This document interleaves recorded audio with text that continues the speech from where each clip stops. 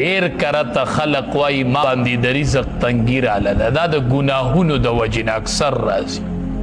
ګناهونه ډیر شي نو هغې د وجې نه بې برکتۍ راشي رزق کې تنګي راشي د الله نه یریږه او د مونځ اهتمام کوه بس الله به درله د داسې ځای نه رزق درکوي چې ګمان به دې وکړي نو الله وی دی لبزه په دنیا کې حسن ښکلی جن ورکم دنیا کې به ورله فتح ورکوم غنیمت به ورګټي جنگ به وګټي غنیمت به میلو شي زما امداد به ورسره او ولدار الاخرت خیر و خامخا ګورې کور د آخرت ډیر غوره دی الله وی که دنیا ډیره ښه شي که نه او کور د آخرت ته خو نه رسي ګورې هغه ډیر غوره دی ځان له سوچ د آخرت د کور کوم ولنعم دار المتقین الله وی خامخا ډیر ښه کور دی د متقیانو ډیر ښه کور دی د متقیانو د جنات عدن چې هغه جنتونه د همیشوالي دنیا کې کته هر څومره ځان له جنت جوړ کړي او باغ جوړ کړي خو همیشه نه دی او جنات عدن چې هغه جنتونه د همیشوالي دي یدخلونها چې داخلیږي به دوی هغې ته تجري من تحتها الانهار چې بهیږي به لاندې د هغې نه نهرونه باغونه به یو د لاندې به تې نهرونه بهیږي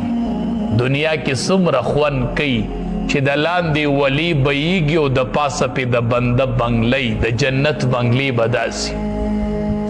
لهم فیها ما یشاؤون د دې دپاره به په دې جنت کې هغه څه چې دی غواړي چې څه غواړي هغه به جنت کې دی ته میلاویږي چې څه غواړي نو د دې نه بل د خوشحالۍ ځای شته دی چې زړه کې دې څه راځي نو هغه به درته میلاویږي چې څه خواهش راشي حدیث مبارک کې راځي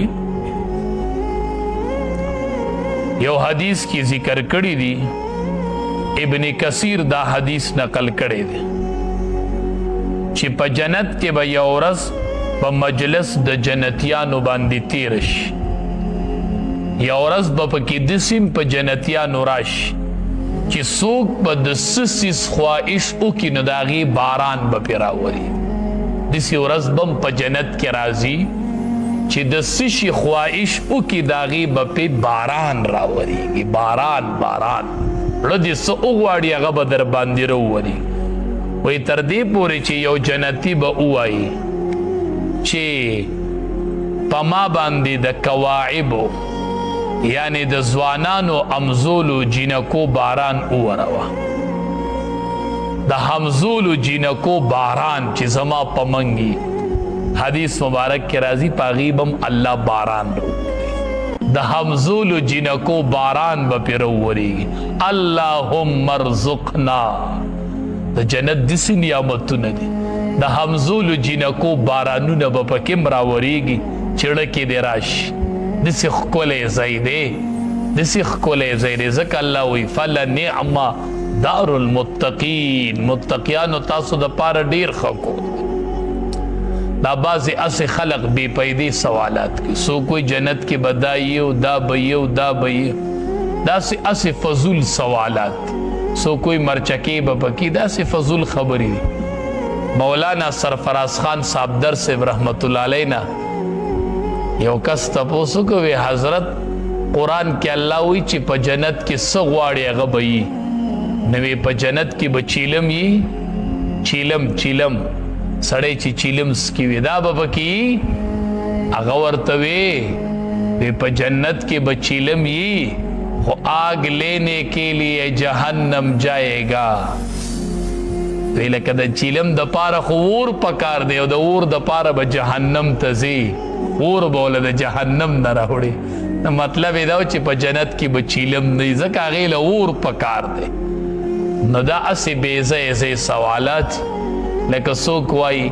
د جنتیانو ژبه چې دا هغه عربي ده نو یاره چې وي د جهنمیانو ژبه به څه دا تپوس مولانا سرفراز خان صاحبدر صاحب رحمت الله علیه هم کس کړی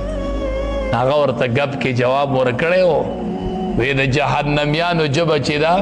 جهنمیوں کا زبان پشتو ہے لیکن یہ روایت ضعیف ہے. وی د جهنميانو جبه چې دغه پښتو ده نو چې سړی تپوس کېږي بیا به خلک داسې جواب ورکوي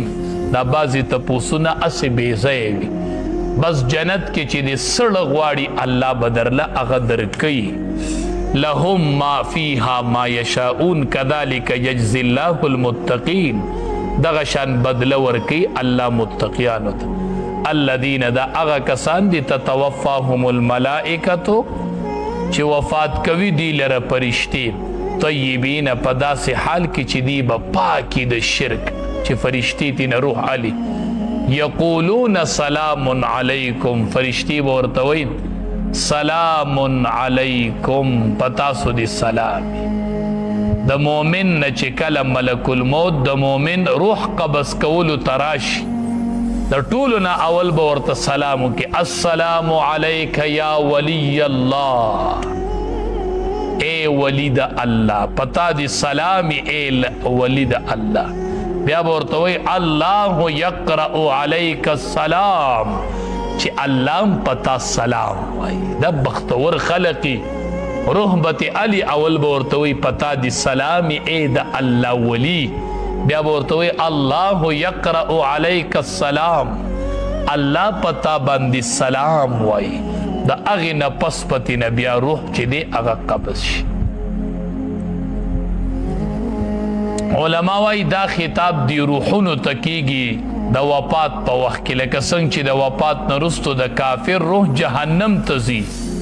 نو دغه او د کافر بدن ته د روح په واسطې سره تکلیف رسي نو دغه شان د مؤمنانو روح په جنت ته ځي او د هغه بدن ته به هم د روح په واسطې سره خوشحالي رسي. او د دې وجې نه قبر ته باغیچه ویلی شوې ده القبر روضة من ریاض الجنه. دا د جنت د باغیچو نه یا یوه باغیچه ده او یا د جهنم د کندو نه یوه کند ده. فرمایي وقیل للذین چې اویلی شي هغې کسانو ته اتقو چې ځانې ساتلی دی د شرک نه ماذا انزل ربکم څه نازل کړي دی رب ستاسو نو قالو دی وایي خیرا چې خیر یې نازل کړی للذین احسنوا د هغې کسانو دپاره چې نیکي کړې ده فی هذه الدنیا په دې دنیا کې حسنتن ښه ژوند دی ولدار الاخرت خیر او خامخا کور د اخرت ډیر غوره دی ولنعم دار المتقین او ډیر ښه دی کور د متقیانو. جنات عدن چې هغه جنتونه دي د همیشوالي یدخلونها داخلیږي به دوی هغې ته تجري من تحتها الانهار چې بهیږي به لاندې د هغې نه نهرونه لهم فیها ما یشاؤون د دې دپاره به په دې کې هغه څه چې دي غواړي کذلک یجزی الله المتقین دغه شان بدله ورکوي الله پاک متقیانو ته. الذین دا هغه کسان دي تتوفاهم الملائکتو چې وفات کوي دوی لره فرشتې طیبین په داسې حال کې چې دی به پاکي د شرک نه یقولون وای بدی ته سلام علیکم